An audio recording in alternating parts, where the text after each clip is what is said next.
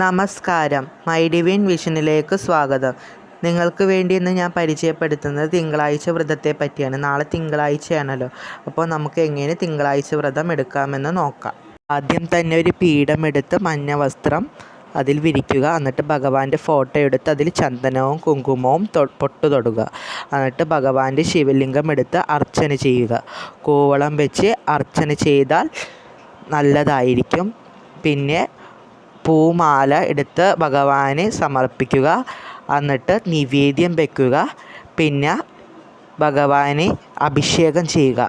അഭിഷേകം ചെയ്യണത് കൊണ്ട് നല്ല ഫലപ്രാപ്തി ലഭിക്കുന്നതാണ്. കൂവളാഭിഷേകം ചെയ്യുമ്പോൾ ഓം നമ ശിവായ എന്ന മന്ത്രം ചൊല്ലി സമർപ്പിക്കണം. 108 പ്രാവശ്യം മന്ത്രം ജപിച്ച് കൂവളമാല സമർപ്പിക്കണം.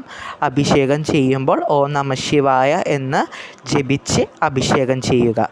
അഭിഷേകത്തിന് ഉള്ള സാമഗ്രികൾ ഞാൻ ഡിസ്ക്രിപ്ഷൻ ബോക്സിൽ ഇടുന്നതാണ്. നമ്മുടെ കയ്യിൽ എന്താണോ ഉള്ളത് അത് സമർപ്പിച്ചാൽ ഭഗവാൻ സ്വീകരിക്കും. നമ്മുടെ കയ്യിൽ എന്തൊക്കെയുണ്ടോ അത് സമർപ്പിച്ചാൽ ഭഗവാൻ തീർച്ചയായും കേൾക്കും. പിന്നെ നിവേദ്യമായിട്ട് നിങ്ങൾക്ക് പഴം, ഡേറ്റ്സ് അങ്ങനെ പലതും വയ്ക്കാം. പൂജ ചെയ്യുമ്പോൾ ശിവമന്ത്രങ്ങൾ ജപിക്കുക. കാലത്തെ പൂജ കഴിഞ്ഞ് നിങ്ങൾക്ക് ആ നിവേദ്യം കഴിക്കാം. ഉച്ചയ്ക്ക് അരി ആഹാരം, പിന്നെ രാത്രി ഗോതമ്പിൻ്റെ ആഹാരം കഴിക്കാവുന്നതാണ്. പിറ്റേ ദിവസം നിങ്ങൾക്ക് ആ വ്രതം അവസാനിപ്പിക്കാം.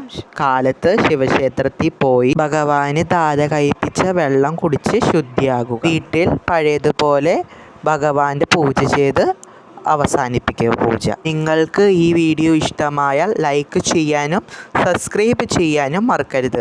സബ്സ്ക്രൈബ് ചെയ്യുമ്പോൾ തൊട്ടടുത്ത് കാണുന്ന ബെല്ലൈക്കൻ ക്ലിക്ക് ചെയ്താൽ ഞാനിടുന്ന വീഡിയോസിൻ്റെ നോട്ടിഫിക്കേഷൻ ലഭിക്കുന്നതാണ്. നന്ദി, നമസ്കാരം.